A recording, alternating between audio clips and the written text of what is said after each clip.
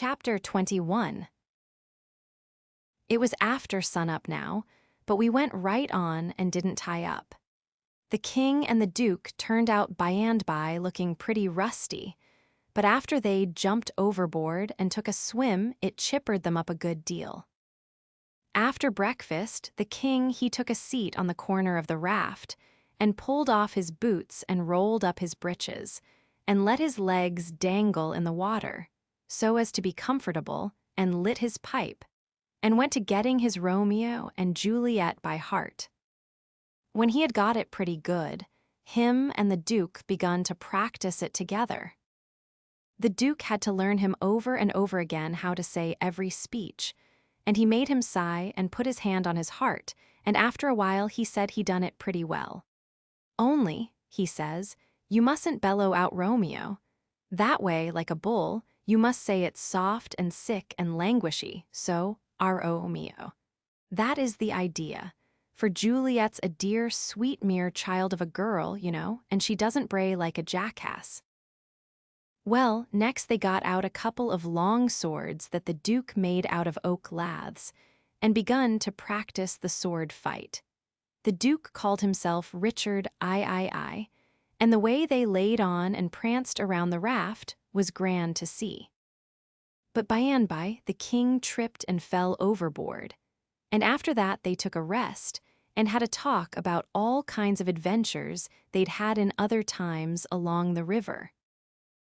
After dinner, the Duke says, "Well, Capet, we'll want to make this a first-class show, you know, so I guess we'll add a little more to it. We want a little something to answer encores with, anyway." "What's encores, Bilgewater?" The Duke told him, and then says, "I'll answer by doing the Highland fling or the sailor's hornpipe. And you, well, let me see. Oh, I've got it. You can do Hamlet's soliloquy." "Hamlet s which?" "Hamlet's soliloquy, you know, the most celebrated thing in Shakespeare. Ah, it's sublime, sublime, always fetches the house. I haven't got it in the book. I've only got one volume, but I reckon I can piece it out from memory. I'll just walk up and down a minute and see if I can call it back from recollection's vaults." So he went to marching up and down, thinking and frowning horrible every now and then. Then he would hoist up his eyebrows. Next, he would squeeze his hand on his forehead and stagger back and kind of moan. Next, he would sigh, and next he'd let on to drop a tear. It was beautiful to see him. By and by he got it. He told us to give attention. Then he strikes a most noble attitude, with one leg shoved forwards and his arms stretched away up, and his head tilted back, looking up at the sky. And then he begins to rip and rave and grit his teeth. And after that, all through his speech, he howled and spread around and swelled up his chest and just knocked the spots out of any acting ever I see before. This is the speech. I learned it easy enough while he was learning it to the king. To be or not to be, that is the bare bodkin that makes calamity of so long life. For who would fardels bear, till Burnham would do come to Dunsinane, but that the fear of something after death murders the innocent sleep, great nature's second course, and makes us rather sling the arrows of outrageous fortune than fly to others that we know not of. There's the respect must give us pause. Wake Duncan with thy knocking. I would thou couldst. For who would bear the whips and scorns of time, the oppressor's wrong, the proud man's contumely, the law's delay, and the quietus which his pangs might take? In the dead waste and middle of the night, when churchyards yawn in customary suits of solemn black, but that the undiscovered country from whose bourne no traveler returns, breathes forth contagion on the world.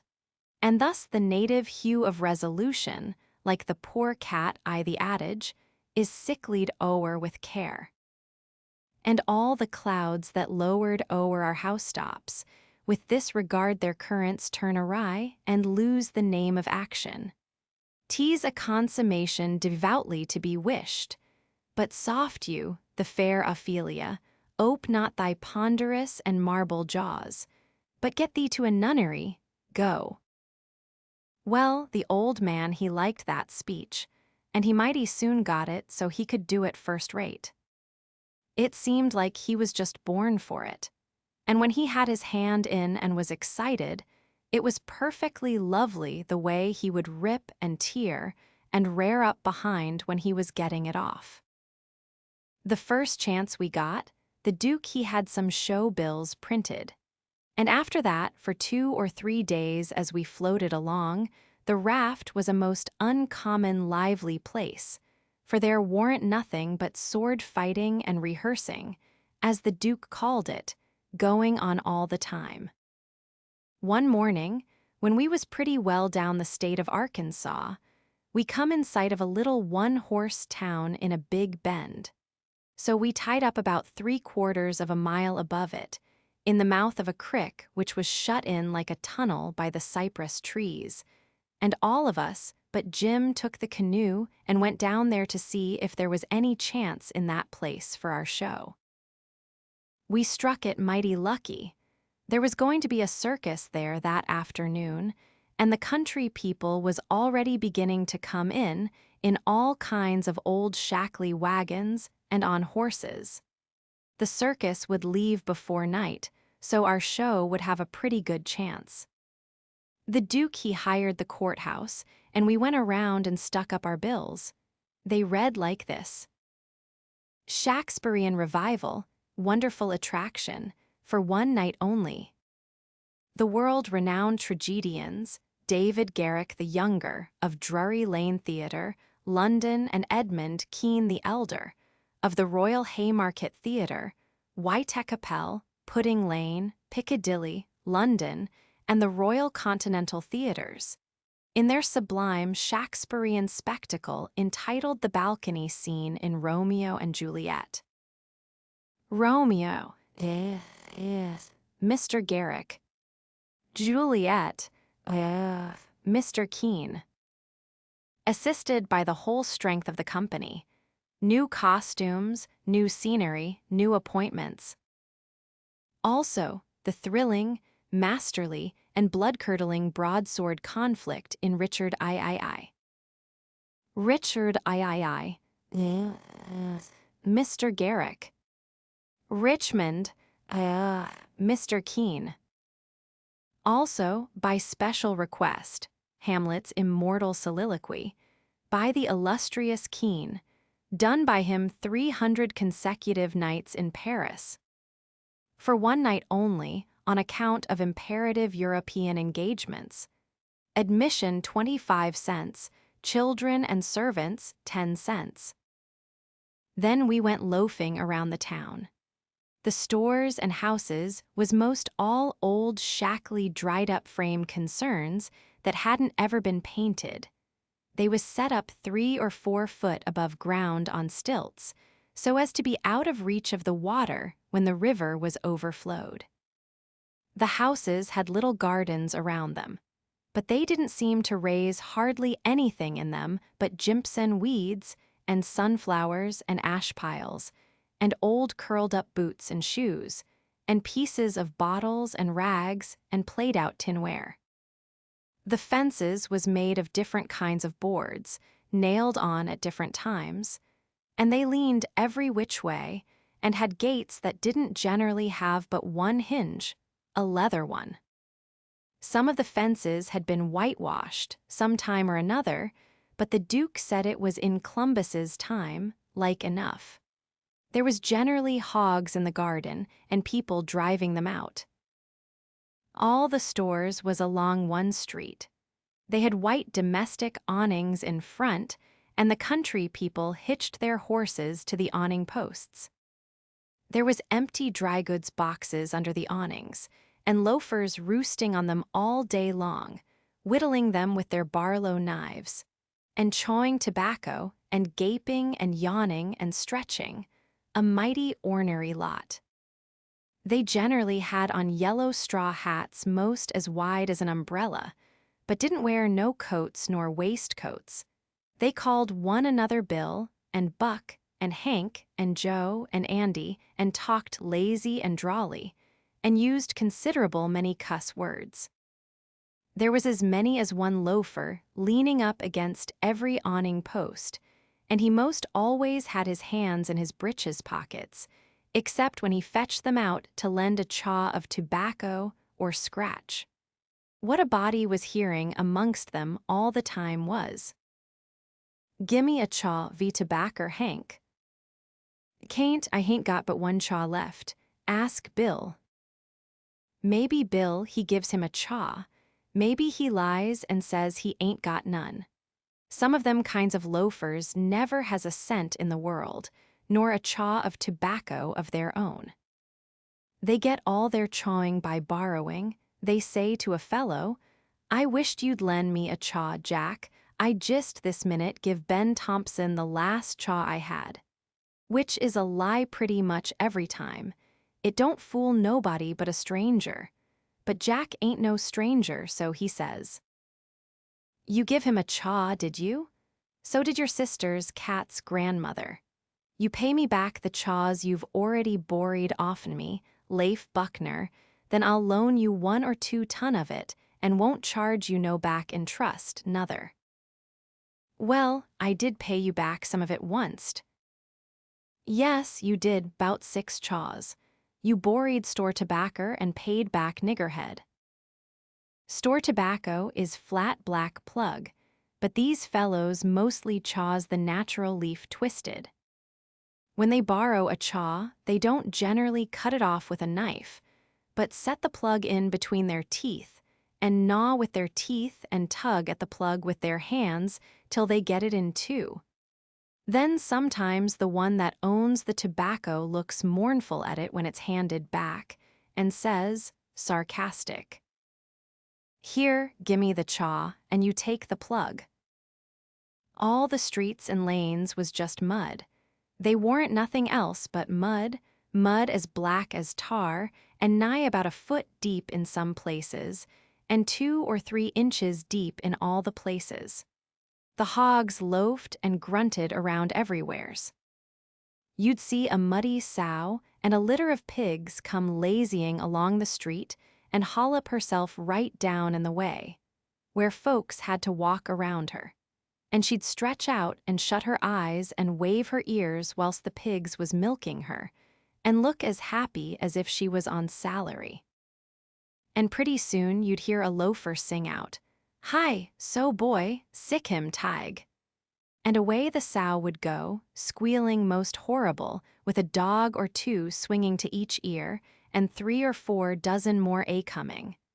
And then you would see all the loafers get up and watch the thing out of sight, and laugh at the fun and look grateful for the noise. Then they'd settle back again till there was a dog fight. There couldn't anything wake them up all over and make them happy all over, like a dog fight, unless it might be putting turpentine on a stray dog and setting fire to him, or tying a tin pan to his tail and see him run himself to death.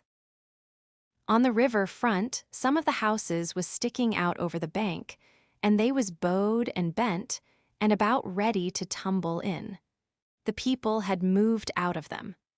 The bank was caved away under one corner of some others, and that corner was hanging over.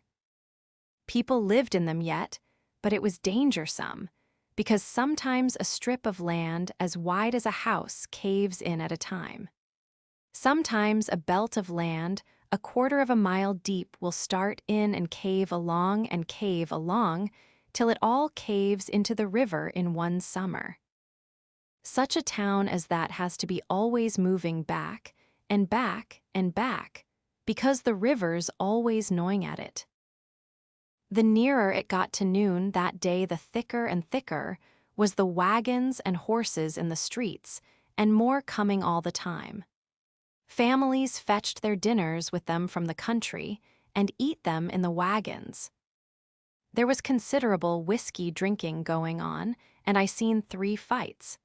By and by somebody sings out, "Here comes old Boggs, in from the country for his little old monthly drunk. Here he comes, boys." All the loafers looked glad. I reckoned they was used to having fun out of Boggs. One of them says, "Wonder who he's a-gwin to chaw up this time. If he'd a-chawed up all the men he's been a-gwin to chaw up in the last 20 year, he'd have considerable reputation now." Another one says, "I wished old Boggs to threaten me, 'cause then I'd know I warn't gwin to die for 1,000 year." Boggs comes a-tearing along on his horse, whooping and yelling like an Injun, and singing out, "Clear the track, thar. I'm on the wa-path, and the price UV coffins is a-gwin to raise." He was drunk and weaving about in his saddle. He was over 50-year-old and had a very red face. Everybody yelled at him and laughed at him and sassed him, and he sassed back, and said he'd attend to them and lay them out in their regular turns. But he couldn't wait now because he'd come to town to kill old Colonel Sherburne, and his motto was, "Meat first and spoon victuals to top off on." He see me and rode up and says, "Ward you come eff'm boy, you prepared to die?" Then he rode on. I was scared, but a man says, "He don't mean nothing. He's always a-carryin' on like that when he's drunk. He's the best naturettest old fool in Arkansas, never hurt nobody, drunk nor sober." Boggs rode up before the biggest store in town, and bent his head down so he could see under the curtain of the awning and yells, "Come out here, Sherburne, come out and meet the man you've swindled. You're the hound I'm after, and I'm a-gwin to have you too." And so he went on, calling Sherburne everything he could lay his tongue to, and the whole street packed with people listening and laughing and going on. By and by a proud-looking man about 55, and he was a heap the best-dressed man in that town, 2 steps out of the store, and the crowd drops back on each side to let him come. He says to Boggs, mighty calm and slow, he says, "I'm tired of this, but I'll endure it till 1 o'clock. Till 1 o'clock, mind, no longer. If you open your mouth against me only once after that time, you can't travel so far but I will find you." Then he turns and goes in. The crowd looked mighty sober, nobody stirred, and there warn't no more laughing. Boggs rode off blackguarding Sherburne as loud as he could yell, all down the street, and pretty soon back he comes and stops before the store, still keeping it up. Some men crowded around him and tried to get him to shut up, but he wouldn't. They told him it would be 1 o'clock in about 15 minutes, and so he must go home, he must go right away. But it didn't do no good. He cussed away with all his might, and throwed his hat down in the mud and rode over it. And pretty soon away he went a-raging down the street again, with his gray hair a-flying. Everybody that could get a chance at him tried their best to coax him off of his horse so they could lock him up and get him sober. But it warn't no use. Up the street he would tear again and give Sherburne another cussing. By and by somebody says, "Go for his daughter. Quick, go for his daughter. Sometimes he'll listen to her. If anybody can persuade him, she can." So somebody started on a run. I walked down street a ways and stopped. In about 5 or 10 minutes here comes Boggs again, but not on his horse. He was a-reeling across the street towards me, bareheaded, with a friend on both sides of him a-holt of his arms and hurrying him along. He was quiet and looked uneasy, and he warn't hanging back any, but was doing some of the hurrying himself. Somebody sings out, "Boggs." I looked over there to see who said it, and it was that Colonel Sherburne. He was standing perfectly still in the street and had a pistol raised in his right hand, not aiming it, but holding it out with the barrel tilted up towards the sky. The same second, I see a young girl coming on the run and 2 men with her.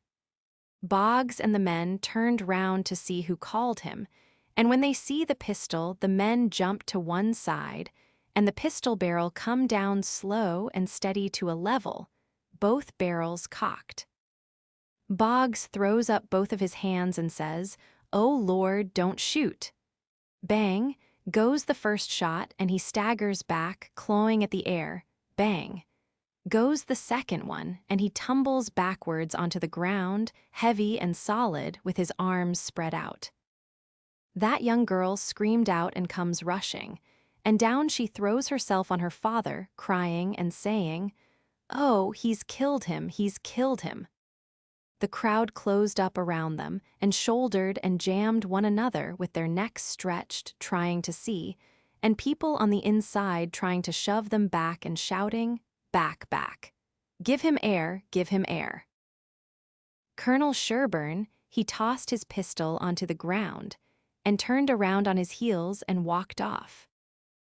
They took Boggs to a little drug store, the crowd pressing around just the same, and the whole town following, and I rushed and got a good place at the window where I was close to him and could see in. They laid him on the floor and put one large Bible under his head and opened another one and spread it on his breast. But they tore open his shirt first, and I seen where one of the bullets went in. He made about a dozen long gasps, his breast lifting the Bible up when he drawed in his breath, and letting it down again when he breathed it out, and after that he laid still. He was dead. Then they pulled his daughter away from him, screaming and crying, and took her off. She was about 16, and very sweet and gentle-looking, but awful pale and scared. Well, pretty soon the whole town was there, squirming and scrooging and pushing and shoving to get at the window and have a look. But people that had the places wouldn't give them up, and folks behind them was saying all the time, "Say, now, you've looked enough, you fellows. 'Tain't right and 'tain't fair for you to stay thar all the time and never give nobody a chance. Other folks has their rights as well as you." There was considerable jawing back, so I slid out, thinking maybe there was going to be trouble. The streets was full, and everybody was excited. Everybody that seen the shooting was telling how it happened, and there was a big crowd packed around each one of these fellows, stretching their necks and listening. One long, lanky man, with long hair and a big white fur stovepipe hat on the back of his head, and a crooked-handled cane, marked out the places on the ground where Boggs stood and where Sherburne stood, and the people following him around from one place to t'other and watching everything he done, and bobbing their heads to show they understood, and stooping a little and resting their hands on their thighs to watch him mark the places on the ground with his cane. And then he stood up straight and stiff where Sherburne had stood, frowning and having his hat brim down over his eyes, and sung out, "Boggs," and then fetched his cane down slow to a level and says, "Bang," staggered backwards, says "Bang," again, and fell down flat on his back. The people that had seen the thing said he done it perfect, said it was just exactly the way it all happened. Then, as much as a dozen people got out their bottles and treated him. Well, by and by somebody said Sherburne ought to be lynched. In about a minute everybody was saying it, so away they went, mad and yelling, and snatching down every clothesline they come to do the hanging with. Chapter 22. They swarmed up towards Sherburne's house, a-whooping and raging like Injuns, and everything had to clear the way or get run over and tromped to mush, and it was awful to see. Children was heeling it ahead of the mob, screaming and trying to get out of the way, and every window along the road was full of women's heads, and there was nigger boys in every tree, and bucks and wenches looking over every fence. and as soon as the mob would get nearly to them, they would break and scattle back out of reach. Lots of the women and girls was crying and taking on, scared most to death. They swarmed up in front of Sherburne's palings as thick as they could jam together, and you couldn't hear yourself think for the noise. It was a little 20-foot yard. Some sung out, "Tear down the fence, tear down the fence." Then there was a racket of ripping and tearing and smashing, and down she goes, and the front wall of the crowd begins to roll in like a wave. Just then Sherburne steps out onto the roof of his little front porch with a double-barrel gun in his hand and takes his stand, perfectly calm and deliberate, not saying a word. The racket stopped and the wave sucked back. Sherburne never said a word, just stood there looking down. The stillness was awful creepy and uncomfortable.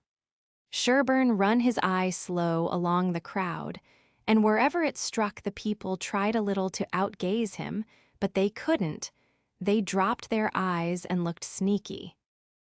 Then pretty soon Sherburne sort of laughed, not the pleasant kind, but the kind that makes you feel like when you are eating bread that's got sand in it.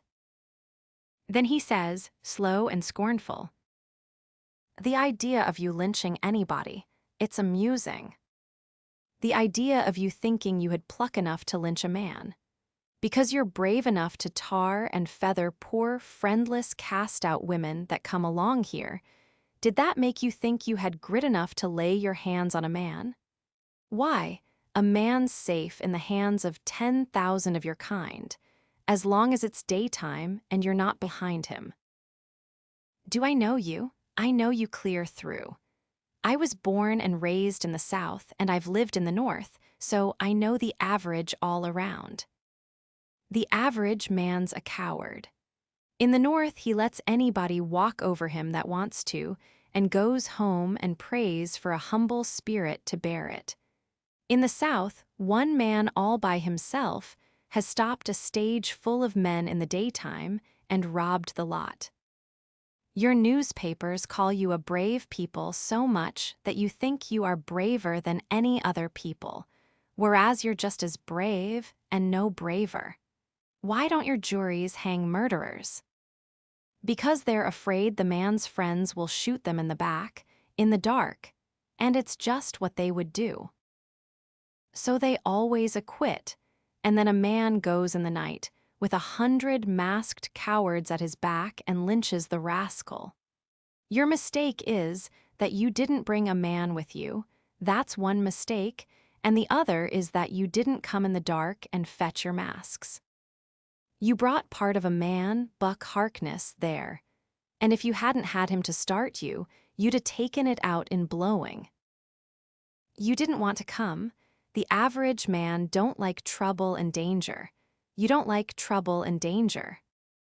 But if only half a man, like Buck Harkness there, shouts, lynch him, you're afraid to back down, afraid you'll be found out to be what you are, cowards. And so you raise a yell and hang yourselves on to that half a man's coat tail and come raging up here, swearing what big things you're going to do. The pitifulest thing out is a mob. That's what an army is. A mob. They don't fight with courage that's born in them, but with courage that's borrowed from their mass and from their officers. But a mob without any man at the head of it is beneath pitifulness. Now the thing for you to do is to droop your tails and go home and crawl in a hole. If any real lynching is going to be done, it will be done in the dark, Southern fashion, and when they come, they'll bring their masks and fetch a man along. Now leave and take your half a man with you, tossing his gun up across his left arm and cocking it when he says this. The crowd washed back sudden and then broke all apart and went tearing off every which way, and Buck Harkness he heeled it after them, looking tolerable cheap. I could have stayed if I wanted to, but I didn't want to. I went to the circus and loafed around the backside till the watchman went by. and then dived in under the tent. I had my $20 gold piece and some other money, but I reckoned I better save it, because there ain't no telling how soon you are going to need it, away from home and amongst strangers that way. You can't be too careful. I ain't opposed to spending money on circuses when there ain't no other way, but there ain't no use in wasting it on them. It was a real bully circus.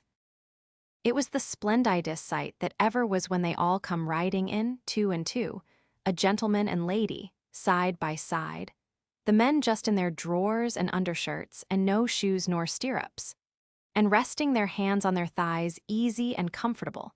There must have been 20 of them, and every lady with a lovely complexion, and perfectly beautiful, and looking just like a gang of real sure-enough queens, and dressed in clothes that cost millions of dollars, and just littered with diamonds. It was a powerful, fine sight. I never see anything so lovely. And then one by one they got up and stood, and went a-weaving around the ring so gentle and wavy and graceful, the men looking ever so tall and airy and straight, with their heads bobbing and skimming along, away up there under the tent roof, and every lady's rose-leafy dress flapping soft and silky around her hips, and she looking like the most loveliest parasol. And then faster and faster they went, all of them dancing, first one foot out in the air and then the other, the horses leaning more and more, and the ringmaster going round and round the center pole, cracking his whip and shouting, "Hi! Hi!" and the clown cracking jokes behind him. And by all hands dropped the reins, and every lady put her knuckles on her hips, and every gentleman folded his arms, and then how the horses did lean over and hump themselves. And so one after the other they all skipped off into the ring, and made the sweetest bow I ever see, and then scampered out, and everybody clapped their hands and went just about wild. Well, all through the circus they done the most astonishing things, and all the time that clown carried on so it most killed the people. The ringmaster couldn't ever say a word to him, but he was back at him quick as a wink with the funniest things a body ever said. And how he ever could think of so many of them, and so sudden and so pat, was what I couldn't no way understand. Why, I couldn't have thought of them in a year. And by a drunk man tried to get into the ring, said he wanted to ride, said he could ride as well as anybody that ever was. They argued and tried to keep him out, but he wouldn't listen, and the whole show come to a standstill. Then the people begun to holler at him and make fun of him, and that made him mad, and he begun to rip and tear. So that stirred up the people, and a lot of men begun to pile down off of the benches and swarm towards the ring, saying, "Knock him down, throw him out." And one or two women begun to scream. So then the ringmaster he made a little speech, and said he hoped there wouldn't be no disturbance, and if the man would promise he wouldn't make no more trouble, he would let him ride if he thought he could stay on the horse. So everybody laughed and said all right, and the man got on. The minute he was on, the horse begun to rip and tear and jump and cavort around, with two circus men hanging on to his bridle trying to hold him, and the drunk man hanging onto his neck, and his heels flying in the air every jump, and the whole crowd of people standing up shouting and laughing till tears rolled down. And at last, sure enough, all the circus men could do, the horse broke loose, and away he went like the very nation, round and round the ring, with that sot laying down on him and hanging to his neck, with first one leg hanging most to the ground on one side, and then t'other one on t'other side, and the people just crazy. It warn't funny to me, though. I was all of a tremble to see his danger. But pretty soon he struggled up a straddle and grabbed the bridle, a-reeling this way and that. And the next minute he sprung up and dropped the bridle and stood, and the horse going like a house afire too. He just stood up there, a-sailing around as easy and comfortable as if he weren't ever drunk in his life, and then he begun to pull off his clothes and sling them. He shed them so thick they kind of clogged up the air, and altogether he shed 17 suits. And then there he was, slim and handsome, and dressed the gaudiest and prettiest you ever saw, and he lit into that horse with his whip and made him fairly hum, and finally skipped off, and made his bow and danced off to the dressing room, and everybody just a-howling with pleasure and astonishment. Then the ringmaster he see how he had been fooled, and he was the sickest ringmaster you ever see, I reckon. Why, it was one of his own men. He had got up that joke all out of his own head and never let on to nobody. Well, I felt sheepish enough to be took in so, but I wouldn't have been in that ringmaster's place, not for $1,000. I don't know. There may be bullier circuses than what that one was, but I never struck them yet. Anyways, it was plenty good enough for me, and wherever I run across it, it can have all of my custom every time. Well, that night we had our show, but there weren't only about 12 people there, just enough to pay expenses.